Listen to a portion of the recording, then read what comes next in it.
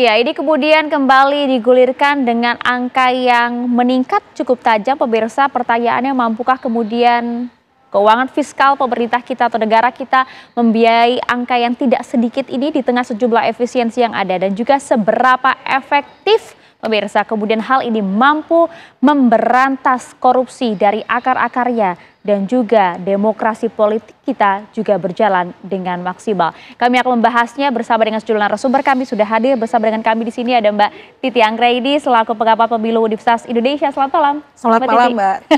Terima kasih sudah hadir, Mbak, jauh-jauh ke sini.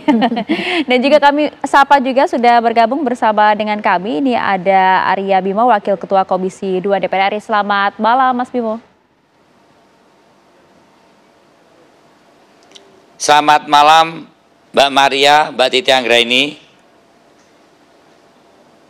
Baik, terima kasih banyak pemirsa. Dan kami juga masih akan menunggu bergabungnya Wamendagri untuk bisa bergabung sama kami. Ada Pak Wamendagri Bima Arya Sugiarto. Kami ke Mbak Titi terlebih dahulu. Mbak Titi, melihat wacana ini, kita tahu memang pendanaan partai politik sudah bergulir ya. Tapi saat ini diusulkan kembali dengan angka yang cukup besar. Niatannya, semangatnya sih untuk memberantas korupsi yang sudah dilakukan oleh para pejabat publik dari partai politik. Tapi tak semudah itu kan, Mbak. Seberapa efektif hal ini? Kalau menurut Anda seperti apa? Soal efektif atau tidak tentu harus diuji cobakan. Kalau saya percaya bahwa tidak ada panacea atau obat yang paling mujarab untuk mengatasi korupsi kecuali komitmen dari semua pihak dan semua elemen. Nah, pendanaan partai yang bersumber dari negara itu latar belakangnya adalah untuk mengimbangi kooptasi para pemodal di partai politik yang kemudian hegemoni para pemilik modal atau penyumbang partai ini mengambil alih demokrasi di internal partai politik.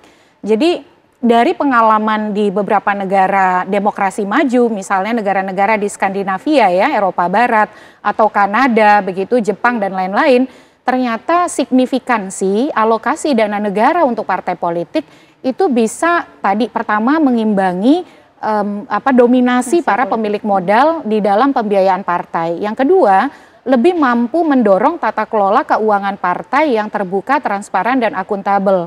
Nah, yang ketiga, harapan kita untuk fungsionalisasi partai politik melalui penguatan kaderisasi, pendidikan politik, dan juga rekrutmen politik yang demokratis itu lebih bisa terfasilitasi. Ibarat kata begini, ketika ada dana publik yang lebih besar untuk partai, kan dana negara ini dana publik, dana kita, uang kita. Maka kemudian partai juga dituntut untuk mengelola dana tersebut dengan lebih akuntabel dan anti korupsi. Dengan peruntukan-peruntukan yang lebih sejalan dengan fungsi yang dijalankan oleh partai. Tapi sekali lagi, alokasi dana negara untuk partai ini bukan tiket gratis. Jadi gagasan soal memperkuat alokasi dana negara untuk partai itu bukan gagasan baru, gagasan sejak lama yang didukung oleh misalnya KPK, BRIN, dulu masih LIPI ya, dan sejumlah kelompok masyarakat sipil termasuk misalnya Perludem. Tetapi proposalnya bukan hanya meningkatkan.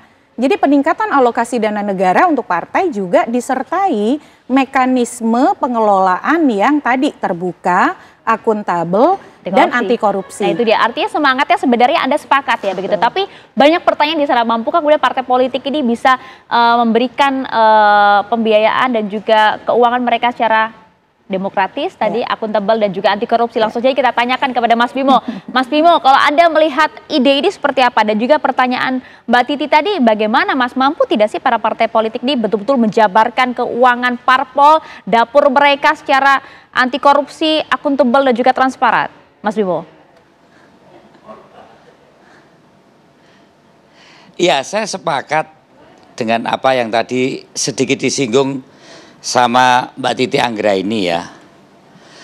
Dan KPK juga background kenaikan ini dasarnya melakukan kajian tentang partai politik dalam pembiayaan sebelum momen pemilu, baik itu pileg, pilpres dan pilkada. Yang mana saya justru akan menarik ke belakang lagi, dan itu juga bidang dari Mbak Titi. Kita kan pengen bahwa demokrasi ini akan semakin berjalan, maju, tidak mundur. Kualitas demokrasi ini kan akan semakin bagus dan baik, baik secara prosedural maupun secara substansial dalam wujud kesejahteraan rakyat kalau ditumpang oleh partai yang berkualitas. Partai yang berkualitas selain organisasi, leadership, ideologi, salah satu adalah mengenai soal pembiayaan. Justru yang saya akan kejar ke KPK dan juga para lembaga kajian termasuk ICW, kita jujur nggak sih Republik ini, negara ini, pada saat kita memilih berdemokrasi, konsekuensi dari kita berdemokrasi itu biayanya berapa secara keseluruhan. Ini kan belum ada ini. Kita mau transparan, mau akuntabilitasnya jelas, tapi saya sendiri sebagai orang partai politik yang sudah 5 kali duduk di DPR, belum pernah mendengar sebenarnya kita berdemokrasi itu biayanya berapa untuk partai politik, untuk momen-momen pilkada, pileg, pilpres, pembinaan partai politik. Sampai saat ini kita belum ngerti. Ya. Kalau biayanya berapa ketemu, jumlahnya total secara nasional, kita akan bicara siapa yang membiayai di dalam kita berdemokrasi. Yang salah satunya adalah instrumen partai politik. Jadi menurut saya setuju ada kajian dulu. Jatuhnya apakah kurang atau lebih atau terlalu besar, itu akibat adalah kajian dari biaya itu sendiri. Saya sepakat kemandirian partai politik yang harus transparan, akuntabel, yang tidak harus ditumpangkan pada anggaran pendapatan dan belanjaan negara, asalkan partai politik itu diberi aturan untuk mendapatkan pendanaan pembiayaan partai politik yang transparan, akuntabel. Misalnya hari ini dilarang partai politik membuat perusahaan, dilarang partai politik melakukan berbagai hal, banyak dilarang-dilarangnya. Terus dari mana untuk mendapatkan Mas pembiayaan? Bimo. Sampai di sana dulu Mas Bimo. Tugas Mbak Titi dan ICW serta mohon maaf sampai di sana dulu. Kalau gitu langsung saja dijawab pertanyaan-pertanyaan Anda tadi, karena berhubung sudah tersambung bersama kami ada Wakil Menteri Dalam Negeri, ada Mas Bimo Arya Sugiarto. Selamat malam Pak Wamen. Selamat malam Maria. Terima kasih sudah bergabung bersama kami. Tadi sempat kita berbincang bersama dengan Mbak Titi Anggraini dan juga ada Mas Bimo dari PD Perjuangan. Sempat ditanyakan, jadi sebenarnya tolong dijabarkan terlebih dahulu aturan bagi partai politik agar bisa mengelola keuangan mereka secara akuntabel dan juga transparan seperti apa, dan juga berapa sih sebenarnya biaya ideal bagi partai politik, Mas Pak Wamen? Boleh dijelaskan terlebih dahulu Pak Wamen? Kami telah melakukan pembahasan dengan KPK cukup panjang. Jadi tadi seperti yang disampaikan oleh Mbak Titi, ini memang konsepnya adalah konsep tentang kemandirian partai.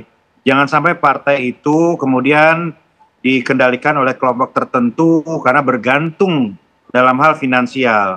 Nah, karena itu KPK dalam strategi nasional pemberantasan korupsinya ini memasukkan konsep pendanaan partai ini. Tetapi ini bukan hal yang sederhana, karena harus diiringi dengan penguatan sistem integritas partai politik. Di situ ada pelaporan keuangan partai yang harus betul-betul transparan dan akuntabel. Di situ ada tentang kode etik partai politik. Ada juga tentang keharusan politik melakukan rekrutmen, melakukan kaderisasi, melakukan pendidikan politik. Jadi datang dalam satu paket itu. Jadi jangan disederhanakan kemudian negara menggelontorkan uang yang besar untuk mengurus. Tidak seperti itu. Negara mengalokasikan dana agar partai politik itu bisa menjalankan fungsi-fungsinya yang saya sebutkan tadi. Dan ini bukan untuk pengurus. Ini juga harus disertai dengan sistem integritas tadi. Dan nanti anggaran ini harus jelas alokasinya dan juga diaudit oleh BPK. Jadi bukan hal yang mudah, tidak akan mungkin berjalan dan tidak akan efektif kalau tidak diiringi, kalau tidak dilekatkan dengan sistem integritas partai politik yang dikawal sama-sama tadi. Ya, itu dia. Dan juga ditanyakan tadi aturannya sebenarnya seperti apa sih untuk kemudian para partai politik dapat memperoleh pendanaan begitu, Pak Wamen? Banyak nggak bolehnya katanya. Ya, itu saya sebutkan tadi. Ya, sekarang kan begini, nanti dihitung berdasarkan kursi yang diperoleh. Oke. Ya, katakanlah sekarang misalnya Rp1.000 satu kursi, nanti dinaikkan sehingga berapa tergantung kapasitas fiskal negara, kemampuan negara berapa, dan berdasarkan kesepakatan juga dengan partai politik. Di setiap tingkatan akan berbeda, di kota, kabupaten, provinsi, dan nasional seperti apa. Dan kemudian nanti uangnya akan langsung disampaikan kepada partai politik dengan catatan-catatan tadi. Harus ada sistem integritas partai politiknya. Jadi publik ini semestinya bisa mengakses juga dana itu berapa, penggunanya untuk apa saja, siapa yang bertanggung jawab. Dan barang siapa partai yang kemudian tidak memenuhi sistem ini, maka akan dihukum secara elektoral. Bisa saja kemudian kalau keuangannya tidak dipertanggungjawabkan dengan jelas, maka akan bisa berujung pada pidana. Jadi hukumannya bisa hukuman sosial, bisa juga hukuman pidana apabila memang memenuhi unsur-unsur pidana. Pak Wamen, artinya ini kemandirian partai politik yang berintegritas, harapan seperti itu. Tapi kita ingin konkretnya Pak, kita ingin hitung-hitungan dana untuk partai politik yang ideal nanti akan seperti apa? Secara kasar saja, mohon dijawab tapi usai jeda sesaat lagi ya. Kami akan kembali untuk Anda.